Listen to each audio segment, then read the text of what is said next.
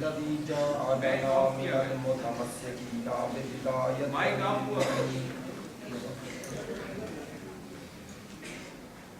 الحمد لله الذي لا يبلغ مدحه القائلون ولا يحصي نعمه العابدون ولا يؤدي حقه المجتهدون الذي لا يدركه بعد الهمم ولا يناله غوص الفتن الذي ليس لصفته حد محدود ولا وقت موجود ولا نعت معدود ولا أجل ممدود فطر الخلائق بقدرته ونشر الرياح برحمته والصلاة والسلام على سيدنا ومولانا حبيبنا وحبيب قلوبنا شفيعنا وشفيع ذنوبنا أبي القاسم محمد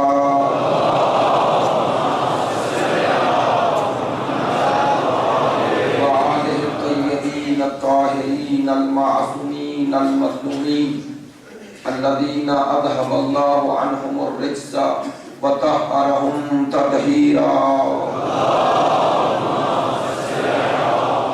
واللعنة الدائمة على منكري فضائلهم وغاصبي حقوقهم من الآن إلى قيام يوم الدين أما بعد فقد قال رسول الله صلى الله عليه وآله وسلم إن الحسين مصباح الهدى وسفينة النجاة إن الله وملائكته يصلون على النبي يا أيها الذين آمنوا صلوا عليه وسلموا تسليما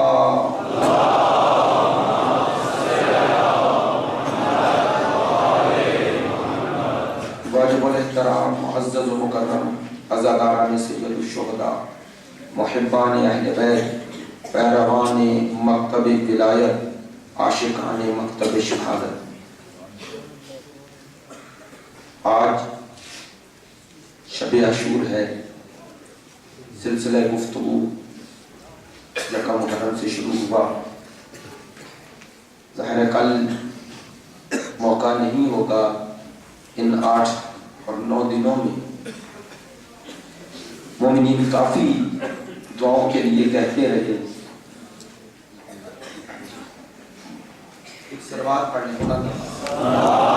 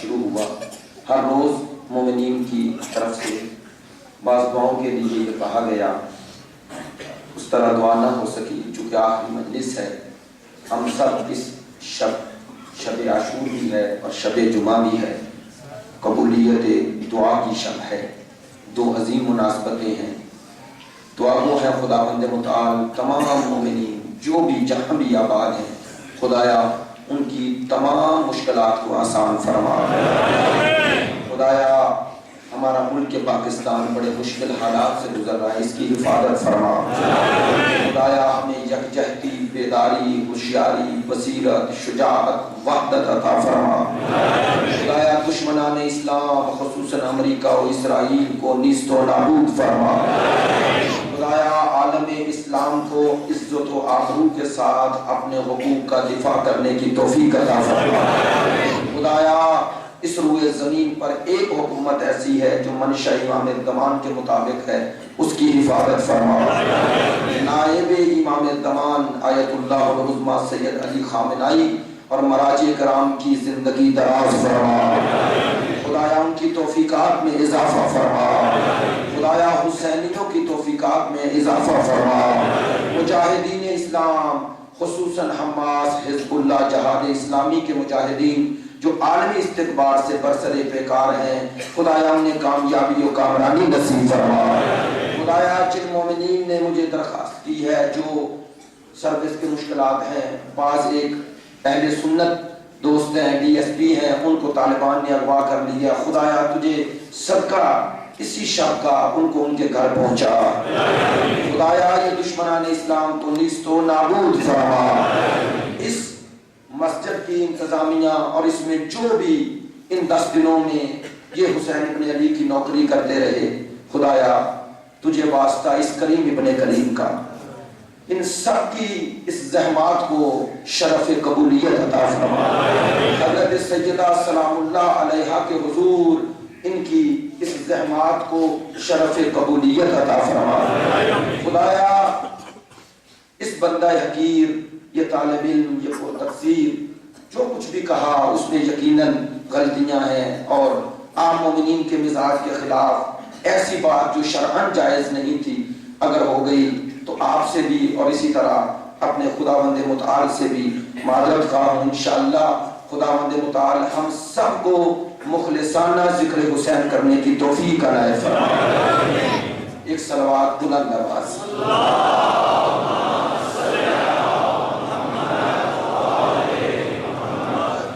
عزیزان محترم، آج کی گفتگو میں نے جو موضوع گفتگو ہے اس سے ہٹ کر اس حدیث مبارکہ کو پیش کیا، اسی کے ضمن میں زیادہ وقت نہیں ہے میرے پاس، کیونکہ آج جو مجلس میں پہلے پڑھ کے آتا تھا ابھی جا کے پڑھنی ہے، چونکہ شب عاشور ہے، یہاں کا پروگرام معمول کے مطابق ہے، دوسرے پروگرام چینج ہو چکے ہیں تو مجھے کافی دور پہنچنا ہے یہاں سے، تو اس لیے آپ انشاءاللہ متوجہ ہوں گے اور جیسے ہی میں پڑھوں گا میں فوراً نکل جاؤں گا اور آپ انشاءاللہ ماتمداری اسی طرح ہی کریں گے۔ عزیزان محترم، شب عاشور شب شہیدہ ہے، شہداء کی شب ہے۔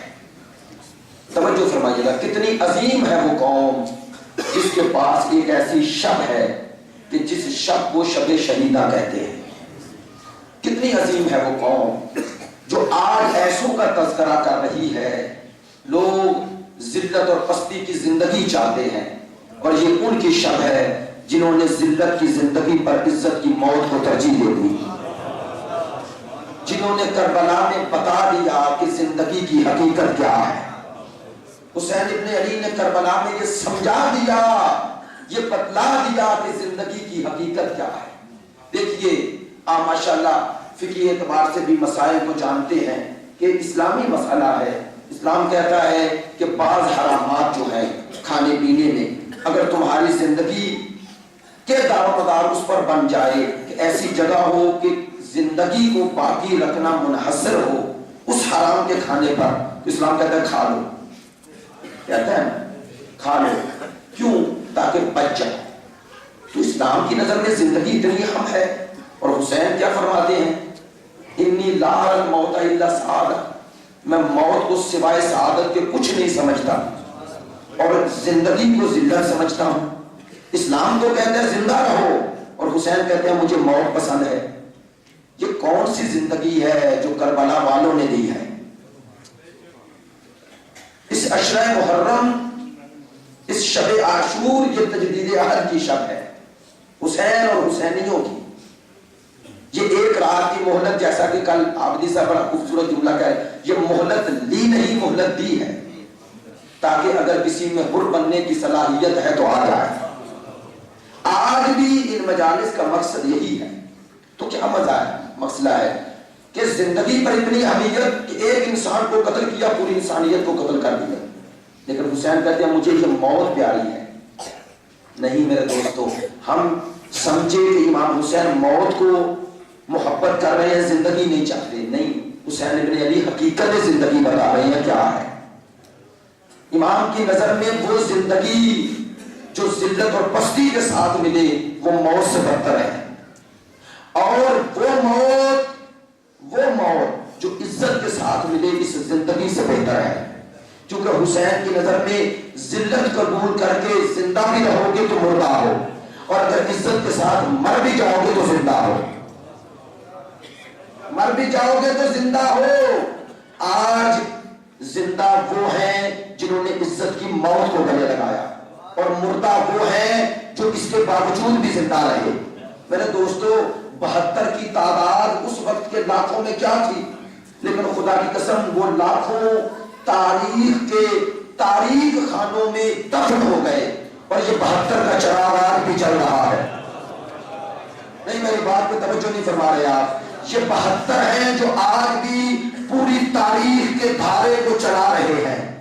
اگر کربلا سے پہلے کوئی تاریخ لکھی جاتی تو اس کا نقطہ عطف اور تھا، کربلا کے بعد اگر کوئی شجاعت کی، کوئی شہامت کی، کوئی حریت کی، کوئی آزادی کی، کوئی غیرت کی، کوئی آزادی کے لیے آواز اٹھانے کی اگر کوئی تحریک دنیا میں چلے گی تو کربلا کے اپنے لیے نمونہ عمل بنائے بغیر ادھوری ہے۔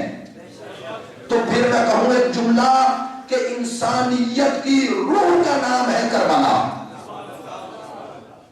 کربلا کے بغیر کوئی تحریک آزادی کی تحریک نہیں کہی جا سکتی۔ لیکن آج اس پہلو کی طرف آپ کی توجہ چاہتا ہوں، وہ یہ ہے سوال اپنے نوجوان بھائیوں کے لیے، سوال کہ امام حسین علیہ السلام مدینہ میں آباد ہیں، ذرا توجہ فرمائیے گا، مدینہ میں آباد ہیں، ماں کی قبر مدینے میں، نانا کی قبر مدینے میں، بھائی کی قبر مدینے میں، اپنے عزیز و اقارب مدینے میں، مدینہ پیغمبر کا شہر، مسجد نبوی عظیم ترین مسجد الحرام کے بعد مدینے میں، حسین ابن علی کے پاس زندگی کا کیا کچھ نہیں ہے، اولاد میں دیکھو تو علی اکبر شریف پیغمبر، علی اصغر، بھائیوں میں دیکھو تو عباس جیسا بھائی، رشتہ داروں میں دیکھو تو زینب جیسی بہن ہے نا، یہ سب کچھ یہ تو ظاہری رشتے ہیں۔ حسین کا مانوی مقام وہ کسی سے چھپا ہوا ہے، وہ سب کے سامنے ہے، لیکن میں پھر بھی دہراتا ہوں حسین کس منزلت پر فائز ہیں مانوی اعتبار سے، فضائل کے اعتبار سے۔ ایک جملہ کہتا ہوں کہ سرکار دو عالم کے دور میں پنجتن پاک کی شان میں جتنی آیات آئی، ان آیات کا مصداق حسین ابن علی ہے یا نہیں؟ ہے نا؟ آیہ مودت کہیں، آیہ طہارت کہیں، آیہ مباہلہ کہیں، ہے نا؟ واقع سورہ دہر کہیں، حسین شامل ہے۔ میں نے کیوں یہ کہا، توجہ فرمائیے گا۔ سید الانبیاء جب دنیا سے تشریف لے کے گئے تو سید الشہداء کی عمر مبارک کتنی تھی؟ 4 ہجری میں ولادت، 11 ہجری میں سرکار کی وفات، 7 سال ہے نا۔ حسین ابن علی 7 سال کے ہیں رسول کی وفات کے دن، جبکہ مباہلہ ہوا 10 ہجری میں۔ توجہ فرما رہے ہیں؟ آیہ غدیر اس سے پہلے آئی، آیہ مودت اس سے پہلے آئی، سورہ دہر اس سے پہلے آئی۔ توجہ فرمائیے گا، یہ تمام فضائل میں حسین شامل ہیں 7 سال سے پہلے۔ کیا مقام حسین ہے کہ اللہ اس کی مودت کو واجب کب قرار دے رہا ہے؟ جب حسین 7 سال کا، اگر آخری دن میں بھی کہیں۔ توجہ فرمائیے گا، خدا کی نظر میں آیہ مودت، آیہ طہارت، سورہ طہر، آیہ مباہلہ کا مصداق حسین بن رہے ہیں 7 سال کی عمر میں۔ میں بار بار کیوں یہ لفظ دہرا رہا ہوں؟ تاکہ آپ سمجھیں مقام حسین کیا ہے۔ عزیزو، مولا کائنات ان آیات کے مصداق بن رہے ہیں، لیکن مولا کی عمر مبارک امام حسین اور حسن کے مقابلے پر وہ باپ اور تقریباً 25 سال سے بالا تھا۔ یوں ہی ہے نا، ہجرت کے بعد یہ واقعات ہو گئے۔ تو جناب سیدہ سید الانبیاء اور مولا کائنات، یہ 3 ہستیوں کا اسی طرح مصداق بننا حسین و حسن کا، جس طرح یہ تینوں بن رہے ہیں، یہ دلیل ہے کہ ان کا بچپنا کتنا عظیم ہے۔ ذرا سمجھیے، توجہ فرمائیے گا کہ مباہلہ میں رسول گئے کس لیے؟ صداقت اسلام کا اعلان کرنے کے لیے، صداقت اسلام کا اعلان کرنے کے لیے گئے، لیکن اپنی مرضی سے نہیں گئے، آیہ مباہلہ کے تحت گئے۔ خدا نے کہا جاؤ، بیٹوں کو لے جاؤ، نساء کو لے جاؤ، نفوس کو اب رسول لے کے گئے حکم خدا سے، جب مباہلہ میں حسین کو لے کے گئے تو 10 ہجری میں حسین ابن علی کی عمر مبارک 6 سال کی عمر میں لے کے جا رہے ہیں۔ ان کے مقابلے پر، نصارہ کے مقابلے پر اسلام کی صداقت کے لیے، تو اگر رسول کی نظر میں حسین کی صداقت کا معیار وہی نہ ہوتا جو علی کا ہے، جو بطول کا ہے، جو خود رسول کا ہے، تو لے کے نہ جاتے۔ تو خود سمجھو کہ رسول حسین ابن علی کی صداقت کا اعلان حکم خدا سے 7 سال کی عمر میں کر رہے ہیں، تاکہ آئندہ جو حسین نے کام کرنا ہے، حسین کے کردار و گفتار کی صداقت کو 7 سال میں ہی ثابت کر دو، تاکہ کوئی یہ سوال نہ کرنے پائے کہ یزید کے مقابلے میں آنے کے بعد حسین ابن علی کی پوزیشن کیا ہے۔ کیوں میرے دوستوں، میں نے عرض کیا حسین ابن علی کو رسول لے کے گئے حکم خدا سے، اور یہ سچوں کا قافلہ ہے جو گیا۔ ہم عموماً جس معنی میں کسی کو سچا کہتے ہیں، اللہ کی نظر میں اس معنی میں سچا نہیں ہوتا۔ ہم صرف جو زندگی میں سچ بولے اسے سچا کہہ دیتے ہیں، جبکہ اس کی نظر میں قول کا بھی سچا ہو، عمل کا بھی سچا ہو، عقیدے کا بھی سچا ہو۔ حقیقی صادق اسی لیے تفسیر کبیر میں علامہ فخر الدین رازی کو بھی قبول کرنا پڑا۔ وہ کہتے ہیں اس آیت کے ضمن میں کہ خدا قرآن میں کہتا ہے ایمان والو تقوی اختیار کرو وَكُونُوا مَعَ الصَّادِقِينَ، سچوں کی ماہیت میں چلے جاؤ۔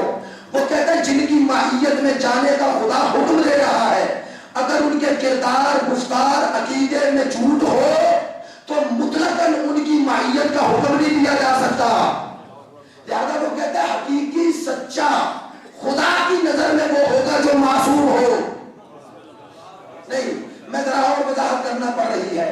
عزیزو، حسین مباہلہ میں گئے، رسول حکم خدا سے لے کے گئے، تو جھوٹوں کے مقابلے پہ ان سچوں کو لے کے گئے۔ اب اگر کوئی مسلمان اس سے سوال کیا جائے کہ مباہلے میں جانے والی سرکار دو عالم کی حیثیت، ان کے مقابلے پہ ان کی صداقت کا تناسب کیا ہے، آپ سے بھی سوال کرتا ہوں کہ رسول کی صداقت کو فیصد میں ذرا بتائیں کتنی ہے۔ آپ کہیں گے یہ جملہ ہی کفریہ ہے۔ فیصد کا معنی یہ ہوتا ہے کہ اتنی ہے اتنی نہیں۔ میری بات سمجھ رہے ہیں؟ مثلا اگر میں 99% بھی کہوں تو وہ 1% جو جھوٹ کی نسبت دوں گا دائرہ دین سے نکل جاؤں گا۔ اگر میری بات آپ تک پہنچ رہی ہے، اگر 1% بھی احتمال دوں کہ رسول میں جھوٹ کا شائبہ ہے تو دائرہ دین سے خارج۔ اب رسول کی صداقت تو ہے 100%۔ اب اگر ساتھ جانے والے بھی 100% سچے نہ ہوں تو جائیں گے کیسے؟ اب رسول لے کے جا رہے ہیں اپنی مرضی سے نہیں، حکم خدا سے۔ اب خدا کی نظر میں ان کی صداقت کا معیار وہی ہے جو رسول کا ہے۔ اب یہ ہے 100% سچے، ہمارا ایمان ہے یہ 100% سچے ہیں۔ اب ان کے مقابلے میں آنے والے کے بارے میں صداقت کسی فیصد میں آ ہی نہیں سکتی۔ یہ 100% سچے اور ان کے مقابلے پہ آنے والا 100% جھوٹا۔ یہ میں نہیں کہہ رہا، قرآن کہہ رہا ہے۔ لیکن ایک سوال ہے جو کسی دوست نے کیا تھا کسی مجلس میں، توجہ فرمائیے گا، کہ مباہلے میں رسول اپنے علاوہ یہ 4 کیوں لے کے گئے؟ کیا باقی سب نعوذ باللہ جھوٹے تھے پیچھے رہ جانے والے؟ ان میں عمار ہیں، ان میں کمبر ہیں، ان میں اصحاب رسول ہیں، ان میں ابو ذر ہیں، تو کیوں ان کو لے کے نہیں گئے؟ کیا وہ جھوٹے ہیں؟ نہیں۔ اب سمجھیے میں نے جو کہا نا، صداقت کے 3 مرحلے ہیں، قول کی، فعل کی، عقیدے کی صداقت۔ یہ تینوں صداقتیں پوری ہوں تو پھر اللہ کی نظر میں وہ سچا ہے، کردار کا بھی، گفتار کا بھی، رفتار کا بھی، عقیدے کا بھی، فکر کا بھی، عمل کا بھی۔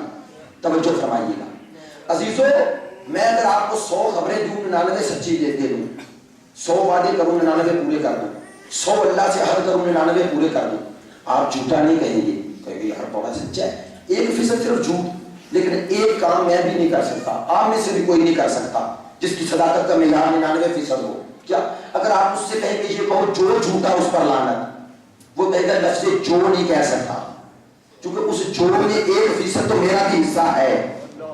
نہیں توجہ نہیں فرما رہے. یعنی اگر لعنت کا دائرہ وسیع ہو جائے، کسی مخصوص مرحلے میں نہ رہ جائے تو لعنت کرنا مشکل ہے. ہاں اس طرح کی جا سکتی ہے کہ فلاں مرحلے میں اگر فلاں جھوٹا ہے یا سچا ہے تو اس پر کی جا سکتی ہے رحمت یا لعنت، لیکن جب لفظ جو کے ساتھ آئے گا نا اس کا دائرہ ہو جائے گا وسیع. اب جہاں تک اس کا دائرہ جائے گا وہ لعنت کا دائرہ بھی وہیں تک جائے گا. مباہدہ میں ضرورت سچوں کی نہیں تھی، ایسے سچوں کی ہے جو جھوٹوں پہ لعنت کر سکے. یہاں پر 99% والا بھی نہیں جا سکتا، چونکہ 1% بھی اگر جھوٹ کا شائبہ ہو تو لعنت کا دائرہ وسیع ہے. بس رسول اپنے ترازو عدل رسالت میں تولا، رسول کو پورے مکے مدینے سے ایسے چار ملے کہ جن کی صداقت کا معیار وہی تھا جو رسول کا تھا. تو اب توجہ فرمائیے گا میں نے کیوں یہ بات کی. رسول مباہلہ میں بطول کو، علی کو، حسن کو، حسین کو لے کے گئے نا، اب ان چاروں کی صداقت کا معیار 100%. رسول نے بتا دیا یہ سچے ہیں. توجہ ایک بات اور پوچھتا ہوں، رسول خدا اور خدا چونکہ حکم خدا سے جا رہے ہیں، یہ معیار صداقت اسلام کا خدا نے قرار دیا نا، ان کو سچا کہا ہے. اگر یہ زندگی میں کسی لمحے بھی جھوٹے ہو جائیں تو رسول نے لے جا نہیں سکتے، خدا انہیں بھیج نہیں سکتا. نہیں توجہ فرما رہے. بھائی امام حسین 6 سال کے اور جا رہے ہیں، اگر نعوذ باللہ آئندہ زندگی میں کبھی بھی جھوٹ آ جائے تو یہ صداقت حسین پہ حرف نہیں، یہ جس نے انتخاب کیا اس پہ حرف ہے. نہیں، اب رسول 6 سال کی عمر میں صداقت کا اعلان کر کے بتا رہے ہیں کہ اس کی زندگی میں کبھی جھوٹ آئے گا ہی نہیں، قیامت تک اس کی صداقت کی گواہی میں رسول حکم خدا سے دے رہا ہوں. تو اب جملہ کہوں کہ رسول لے کے آئے ان سچوں کو، اب قیامت تک جو بھی ان کے مقابلے پہ آئے گا وہ سچا نہیں ہو سکتا، اور جو جھوٹا ہے اس پر لعنت ہے. اب یزید ان کے مقابلے پہ آیا اور ساری امت نے مانا. اب فیصلہ ادھر نہ کرو ادھر کرے. اب ہمارے نوجوان بھائیوں کو بعض لوگ مغالطے میں ڈالتے ہیں، کہتے ہیں خدا رحمان و رحیم ہے، اگر اس نے بخش دیا یزید کو تو تم کیا کرو گے؟ نہیں میرے دوستو، بخشش کے لیے ایک قاعدہ کلیہ ہے، بخشش کے لیے قاعدہ کلیہ ہے. جب اس قاعدے کلیہ کو توڑ دیا، بخشش ہے مومن کے لیے. جو حسین سے ٹکرائے گا درجہ ایمان سے ختم. اب توبہ کا مورد ہی نہیں رہ گیا تو توبہ کیسی؟ نہیں، لیکن ایک جملہ کہوں گا. بعض لوگ کہتے ہیں اگر اللہ نے قیامت کے دن بخش دیا، اگر بخش دیا، نہیں وہ بات نہیں کروں گا جو ممبروں سے ہوتی ہے عام طور پر. ایک دوسرا پہلو دیتا ہوں، کہتے ہیں اگر بخش دیا، بس جو کہہ رہا ہے اگر بخش دیا وہ مان رہا ہے کبھی بخشا نہیں. نہیں آگے توجہ نہیں فرمائی. جو کہہ رہا ہے اگر بخش دیا مان رہا ہے کبھی بخشا نہیں، ورنہ یہ کیوں کہتا اگر بخش دیا. بس یزید کو آج وہ گناہگار بھی مان رہا ہے، جب گناہگار ہے تو لعنتی ہے. بھئی بخشنے کا سوال آئندہ ہے، ابھی تو نہیں. تو بس میں کہتا ہوں اگر بخش دیا تو وہ فیصلہ وہاں ہوگا. آج حسین کو مجرم تم بھی مان رہے، یزید کو مجرم تم بھی مان رہے ہو، میں بھی. دونوں کی نظر میں یزید مجرم ہے، ورنہ یہ تم کہتے اگر بخش دیا. تو آ جاؤ تم بھی مجرم سمجھ کر، میں بھی مجرم سمجھ کر لعنت کرے. اگر اس رحمان نے یزید کو بخش دیا تو ہمیں بھی بخش دے گا. کیوں؟ چونکہ ہم یزید پر لعنت ذاتی بنیاد پر نہیں کر رہے، خدائی بنیادوں پہ کر رہے ہیں. ہم حسین کو نمائندہ خدا سمجھ کر اس کے قاتل پہ لعنت کر رہے ہیں. اگر اللہ اپنے نمائندے کا قتل بخش سکتا ہے تو ہمارے اخلاص کو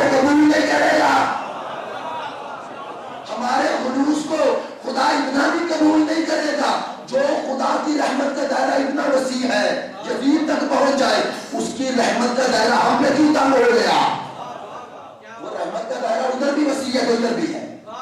آج آؤ دونوں بھائی مل کر اس مجرم اسلام، اس مجرم دین کے خلاف وہی الفاظ کہے جو رسول نے کہے ہیں، وہی کہے.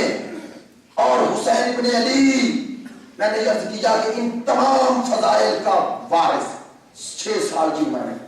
اب وہ پیغام جو آج کی مجلس میں دینا چاہتا ہوں، یہ سارے فضائل حسین کے پاس، بڑی پرامن زندگی حسین گزار رہے ہیں، لیکن مدینہ چھوڑ دیا. کیوں مکہ چھوڑ دیا؟ کیوں صحرائے کربلا کا انتخاب کر لیا؟ کیوں جانیں دے دی؟ کیوں حجاب دے دیا؟ کیوں یہ سب کچھ حسین کیوں برداشت کر رہا ہے؟ وہ کون سی شے ہے جو حسین کو مدینے سے نکلنے پہ آمادہ کر رہی ہے؟ خبردار یہ نہ کہنا کہ یزید کے در سے نکلا. نہیں، یزید نے کیا ہمت کہ حسین کو مدینے سے نکالے؟ نہیں، یہ حسین ہے، ایک جملہ کہہ رہا ہوں، یہ حسین ہے جس نے کربلا میں یزید کو گھیرا ہے. یزید نے حسین کو نہیں گھیرا. ہاں، حسین ابن علی نے کربلا میں یزیدیت کو گھیرا ہے، چونکہ یزیدیت ہر دور میں منافقت کا نقاب الٹ کر نکل جاتی تھی. سفین میں بچ گئے، جمل میں بچ گئے، نہروان میں بچ گئے. حسین نے کہا بابا میں تیرا ثبوت بیٹا ہوں، بابا تیرے مقابلے پہ آ کے تو منافقت کا لبادہ اوڑھ کر نکل گئے، میں کسی کو منافقت کا لبادہ نہیں رہنے دوں گا. میں یزیدیت کو کربلا میں ایسا رسوا کروں گا اب قیامت تک یزیدیت جان چھڑائے گی، لیکن حسینیت کبھی بھی یزیدیت کو منافقت کا لباس نہیں پہننے دے گی. تو حسین نے کربلا میں وہ کام کیا کہ قیامت تک اب یزیدیت کا تعاقب حسینیت کر رہی ہے. حسینیت کر رہی ہے.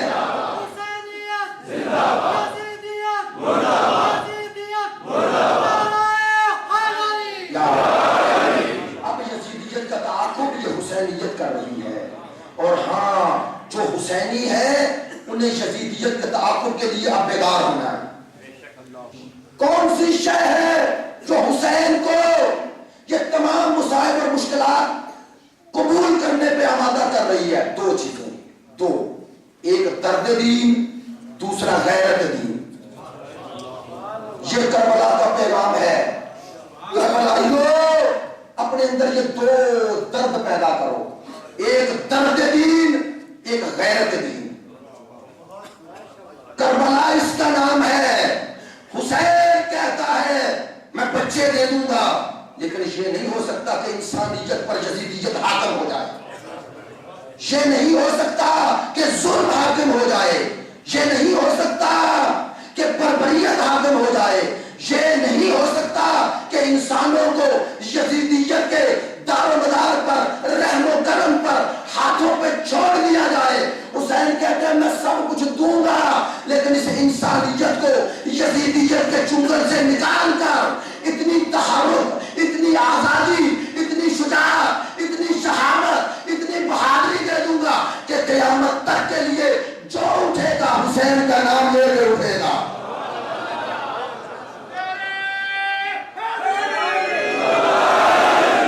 یہ درد دین، یہ غیرت دین، یہ 2 عمل ہیں. روح حسینی، درد دین. حسین کا درد یہ ہے. آپ حسین ابن علی کے غم کو روتے ہیں نا، بڑی فضیلت ہے. آؤ اس غم کو بھی رو جس کے لیے حسین روتا ہے. وہ غم کیا ہے؟ حسین بتاتے ہیں وہ غم کیا ہے. الا ترون ان الحق لا یحمل به وان الباطل لا یدنى عنه. وہ نہیں دیکھتے ہو حق پر عمل نہیں ہو رہا، باطل سے روکا نہیں جا رہا. حسین کا درد یہ ہے. نہیں دیکھتے ہو سمیت عن رسول اللہ، میں نے اپنے نانا سے سنا. میرا نانا کہتا ہے من را سلطانا جائرا مستحلا لحرم اللہ. جو ایک ایسے بادشاہ کو دیکھے، حکمران کو دیکھے جو حلال خدا کو حرام، حرام خدا کو حلال، ظلم को आम कर रहा है, अदल इंसाफ का कत्ल कर रहा है, फहाशी और अयाशी को फैला रहा है, नेकी को मिटा रहा है। कभी मीडिया के जरिए हमारी गैरत को, हमारी हमीयत को, हमारी हुर्रियत को, हमारी हुर्रियत को, हमारी आजादी को, हमारी पाकदामनी को, हमारी तहारत को छीन रहा है। हुसैन कहते हैं जो ये देखे न जबान से बोले न अमल से कुछ करे, कहती है खुदा की कसम मेरे नाना ने कहा जहां क़यामत के दिन वो हुक्मरान जाएगा वहां ये खामोश रहने वाला दबका जाएगा। ये है दर्द हुसैन, ये है दर्द हुसैन, ये या हुसैन, ये ऐलान है। हुसैन करबला में आपने जो कुर्बानी दी और आपने जो अलम आजादी बुलंद किया, हम इस परचम आजादी को अपने घरों पे लहरा रहे हैं। इनका रंग स्याह क्यों है? क्यों स्याह है? अलम अब्बास क्यों स्याह है? स्याही जुल्म के खिलाफ एहतजाज है। अपने घरों पे अलम अब्बास लगाने वालों समझो, तुम घर पे अलम लगा के बता रहे हो कि मैं जुल्म के खिलाफ हूं, तो जिस घर पे अलम है वो जुल्म के साथ नहीं होना चाहिए, वो जुल्म के साथ नहीं होना चाहिए।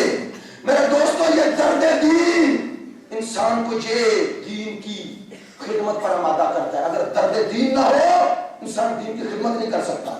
सुनो, दीन इबादत तब बनता है जब दर्द दीन हो, और जब दर्द दीन मिट जाए फिर दीन इबादत नहीं रहता, तजारत हो जाता है। अज़ादारी इबादत तब है जब दर्द दीन के साथ हो, दर्द हुसैन के साथ हो, इश्क हुसैन के साथ हो। अगर ये न रहे तो ये अज़ादारी इबादत नहीं, तजारत है। ये बातें मेरी आप जहन में रखें। आपका छोटा भाई हूं जो मुझसे बड़े हैं, बुजुर्गों के बच्चों की जगह हूं, जो छोटे हैं मेरे, मुझे बड़ा भाई समझकर। मेरे दोस्तों, मजलिसों को नुमाइश न बनाओ, मजलिसों को इबादत बनाओ, मजलिसों को लज्जत का जरिया न बनाओ, मजलिस को तश्कील किरदार का जरिया बनाओ। मजलिस लज्जत लेने का नाम नहीं, मजलिस फिक्र और अमल में हुसैनियत को डालने का नाम है। यहां आने वाले नौजवान अगर 10 दिन के बाद अपने अंदर अली अकबर का जज्बा महसूस न करें, कासिम की शुजाअत महसूस न करें, तो शक करो किधर गए हो। मेरे दोस्तों, ये कान और ये आंखें अल्लाह ने इसको इल्म का जरिया दिया है। तेरा खुदा ने कहा सम व बसर इल्म का जरिया है। इन कानों को हर किसी के हवाले ना करो। जो सुनते हो कल्ब पे असर करता है, किरदार तश्कील पाता है अफकार से, अफकार बनते हैं सुनने से। ये अपने कान हर किसी के हवाले न करो। मैं ऐसे नहीं कह रहा, मासूम से किसी ने पूछा, कुरान की ये आयत है, खुदा कहता है अपने ताम को देखो, वाले यंजुरुल इंसानु इला तामिही, इंसान अपने खाने को देखे। मासूम से पूछा किसी ने, मौला इस आयत का माना क्या है? फरमाते हैं अल्लाह ये बताना चाहता है जैसे तुम्हारे जिस्म की ग़िज़ा है वैसे तुम्हारी रूह की ग़िज़ा है। बेटा चुप, बेटा चुप, बेटा चुप, बेटा चुप। जैसे तुम्हारे जिस्म को ग़िज़ा चाहिए वैसे तुम्हारी रूह को ग़िज़ा चाहिए। मासूम फरमाते हैं जिस्म की ग़िज़ा के लिए देखते हो साफ हो, पाक हो, पाकीज़ा हो, सही पकी हो। फरमाते हैं वो जिस्म जो यही रह जाएगा, और वो रूह जो अब्द तक रहेगी, वो रूह जो रूह इलाही है, फरमाते हैं उसकी ग़िज़ा के लिए भी एहतमाम करो। खुदा कहता है अगर जिस्म की ग़िज़ा के लिए एहतमाम करते हो तो रूह की ग़िज़ा के लिए ज्यादा एहतमाम करो। जिस्म की ग़िज़ा मादी है, रूह की ग़िज़ा मानवी है। क्या है इल्म, क्या है अफकार, क्या है नजरियात। ये अफकार और नजरियात जहां से मिले, लेने से पहले सोचो किससे ले रहे हो। ये मेरी रूह को पाकीज़ा बनाएगा या मेरी रूह को बदबख्त बनाएगा? ये मेरी रूह को हुसैन के करीब ले जाएगा या हुसैन से दूर कर देगा? इस रूह की परवरिश के लिए भी ऐसे ढूंढो ग़िज़ा और ग़िज़ा देने वाले जिनकी रूहें पाक हो। पाक रूह पाक ज़बान से निकलती है, इनको भी ढूंढो। ان کو بھی ڈھونڈو، ورنہ میں ایک بات کہہ رہا ہوں معذرت کے ساتھ، ورنہ یہ عزاداری ہماری اور آپ کی محتاج نہیں، یہ عزاداری کر کے کوئی ان پر احسان نہیں کر رہے، اگر عزاداری اپنے لیے کر رہے ہو تو سوچو کہ کس طرح کرنی ہے۔ اس عزاداری کو ہمیں اب ایک تحریک بنانا ہے جو زینب نے دی تھی، وہ زینبی تحریک جو جہاں گئی ظلم کی بساط کو لپیٹ دیا، اس فکر حسینی کو، اس جذبہ زینبی کو لے کر اٹھو۔ آج پاکستان یزیدیت خارجیت کے چنگل میں پھنس چکا ہے، اسے نجات وہی دے سکتے ہیں جن کے پاس حسین ہے۔ اور میرے نوجوان بھائیوں اٹھو، آج اپنے کردار کو تشکیل دو، کردار اکبر کے ساتھ، کردار قاسم کے ساتھ، اور محمد کے ساتھ آؤ، اس جذبہ قربانی کے لیے آمادہ ہو جاؤ۔ اور خدا کی قسم آپ جس دور میں زندگی بسر کر رہے ہو بڑا عظیم دور ہے، عظیم دور اس لیے کہا، آج کے دور میں ولایت حسین، تحریک حسین نتیجے تک پہنچی ہے، اور ایک فرزند حسین نے اس دور کی سب سے بڑی یزیدیت کو شکست دی ہے۔ نہیں ایسے ہی نہیں کہا، اس پیر جمالان نے جب کسی نے پوچھا کہ انقلاب کیسے لائے، کہا کربلا سے، تو اس پیر جمالان نے بتا دیا کہ کربلا آج بھی اگر کربلائی سوچ لے کے اٹھو، فکر لے کے اٹھو، روح لے کے اٹھو تو آج کی یزیدیت کو شکست دی جا سکتی ہے۔ میرے دوستو، آج جس دور میں تم ہو، خدا کی قسم اس دور کا یہ امتیاز حاصل ہے کہ چند سو نے ایشیا کی سب سے بڑی طاقت، دنیا کی چوتھی بڑی طاقت کو شکست دی۔ کس بنیاد پر؟ وہ حزب اللہ کے نوجوان جب نکلتے پہلے مجلس حسین ہوتی، ذکر حسین ہوتا۔ یہی تو کہا تھا اسحاق رابین نے، ملعون نے، اسرائیل کے وزیر اعظم نے، جب وہ نکل رہا تھا جنوبی لبنان سے، پوچھا اس سے لوگوں نے کیوں نکل رہے ہو، یہ چاروں ملک بھی تو ہیں، یہ اردن، یہ شام، یہ دوسرے ممالک، ان پر تو قبضہ ہے، یہاں سے کیوں نکل رہے ہو؟ اس نے کہا میں کیا کروں، دوسرے موت سے ڈرتے ہیں اور ان کو کس سے ڈراؤں، یہ تو موت کو زندگی سمجھتے ہیں۔ دشمن اس سے غافل نہیں ہے، دشمن سمجھ گیا ہے تمہاری قوت کا سرچشمہ عزاداری ہے، تمہاری قوت کا سرچشمہ ولایت ہے۔ یہ دونوں چیزیں جو بھی چھیننے کی کوشش کرے، کمزور کرنے کی کوشش کرے، سمجھ لو یا نادان ہے یا مغرض ہے، یا مریض ہے یا مغرض ہے، اور ان دونوں کا مقابلہ کرو۔ میرے دوستو، جس حسین کا تذکرہ کر رہے ہو یہ بڑا کلیم ہے۔ آج شب عاشور آ گئی، آؤ ذرا حسین سے مانگ لو، مولا ہم اپنی یہ کمزور روحیں لے کر تیرے حضور آ گئے ہیں، مولا ہم کربلا میں آ گئے ہیں، مولا تو ایک رات کا مہمان ہے، ہماری کمزور روحوں کو طاقتور بنا دے۔ آؤ نا ذرا مولا حسین کی خدمت میں چلیں اور کہیں مولا تجھے اپنے اکبر کا واسطہ، میرے جوانوں کو بھی اکبر کی جوانی دے دے، تجھے قاسم کا واسطہ، میرے جوانوں کو قاسم کا حوصلہ دے دے۔ ایک جملہ کہوں، آؤ مل کے کہیں حسین آپ بڑے کریم ہیں، آپ بڑے کریم ہیں، مولا تجھے واسطہ اپنی بہن زینب کا، ہمیں شرم و حیا اور عفت و پاک دامنی کے ساتھ بہادری دے دے۔ اس حسین سے مانگو نا، آج کی شب مانگنے کی شب ہے، خدا کی قسم یہ مانگنے کی شب ہے، لیکن سوچتا ہوں کہ یہ شب اگر آپ پر ایسے گزر رہی ہے تو اس بہن پر کیسے گزری ہو، اس ماں پر کیسی گزری ہوگی جس کا اکبر سامنے ہے۔ بس زیادہ مسائل نہیں پڑھوں گا، بہت زحمت دے دی آپ کو۔ یہ شب حسین نے چند حصوں میں تقسیم کی ہے، بس یہ واقعہ دہرائے صرف اس لیے جاتے کہ آپ متوجہ ہو جائیں، ورنہ ان کا مقصد تو یہ تو نہیں ہے کہ آپ کو بھولے ہو گئی ہیں، ہم تو ایک وسیلہ ہوتے ہیں۔ چند حصوں میں تقسیم کی، شب جب آگے گزر گئی تو حسین خیموں سے باہر نکلے، خیمے کی پشت پر جا رہے ہیں، کیا سنتے ہیں کہ پیچھے کسی کی آہٹ آتی ہے، حسین پلٹ کے دیکھتے ہیں، صحابی حسین نافع بن حلال پیچھے پیچھے آ رہے ہیں۔ امام کہتے ہیں نافع قریب آؤ، کیوں آ رہے تھے میرے پیچھے آہستہ آہستہ؟ کہتا مولا رات کی تنہائی، آپ اکیلے نکلے ہیں، کوئی دشمن حملہ کر دے، ہم زہرا کو کیا منہ دکھائیں گے، تیری اماں زہرا کو کیا منہ دکھائیں گے؟ ہائے حسین نافع، یہ تو شب عاشور ہے، شام غریبہ نہیں ہے۔ آج کی شب تو اتنا بھی گوارا نہیں کہ مولا اکیلے نکلے اور کوئی دشمن حملہ نہ کر دے۔ نافع ذرا کل کا سورج تو طلوع ہونے دو۔ بس ازادارو، جب کہا نا نافع میرے قریب آؤ، اس نے بتایا، پیشانی کا بوسہ دیا اور ایک جملہ کہا، نافع سننا چاہتے ہو کہ کل تم کہاں گرو گے؟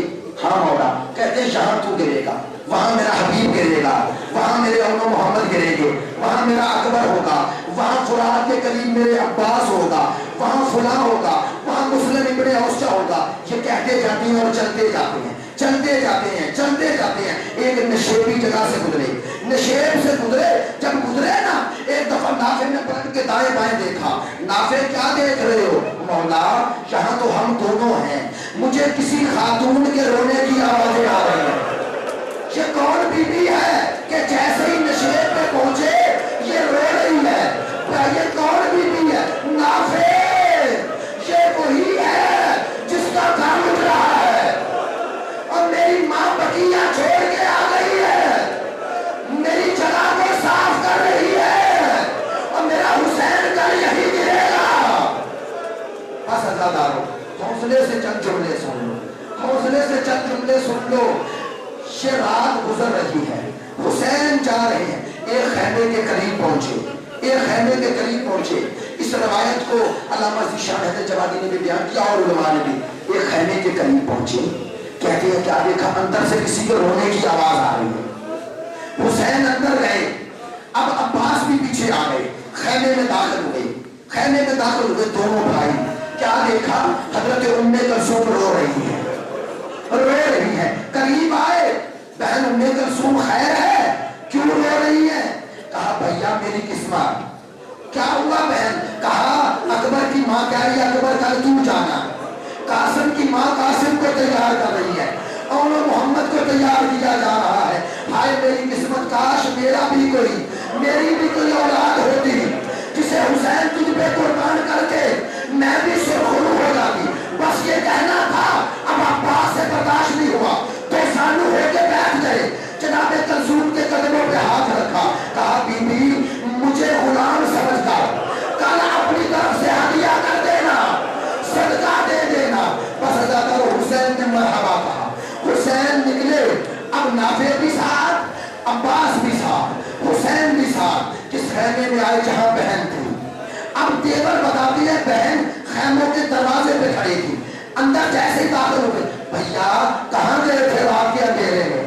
بہن میں اپنی جگہ دیکھنے گیا تھا، بہن اپنے شہداء کی جگہ دیکھنے گیا تھا۔ ایک جملہ کہا، بھیا یہ جو تیرے ساتھ اصحاب آئے ہیں انہیں آزما لیا ہے؟ بھیا آزما لیا ہے؟ زینب کو کتنی فکر ہے حسین کی، کتنی فکر ہے، انہیں آزما لیا۔ یہ سننا تھا، نافع دوڑا گیا، مسلم قریب سہیل حبیب آ جاؤ ہم لٹ گئے۔ کیا ہوا؟ کہا آقا زادی کہہ رہی ہے ان اصحاب کو آزمایا ہے۔ بس تاریخ کے جملے ہیں، تلواریں نکلی گردنوں پہ رکھ لی، آقا زادی اپنے ہاتھوں سے سر قلم کر دو، آؤ مل کے کہوں آقا زادی اور یہ تو شب عاشور ہے۔ ہائے کل جب ظہر عاشور ڈلے گی، یہی حبیب کا لاشا، کہیں مسلم کا لاشا، کہیں اور محمد کے لاشے۔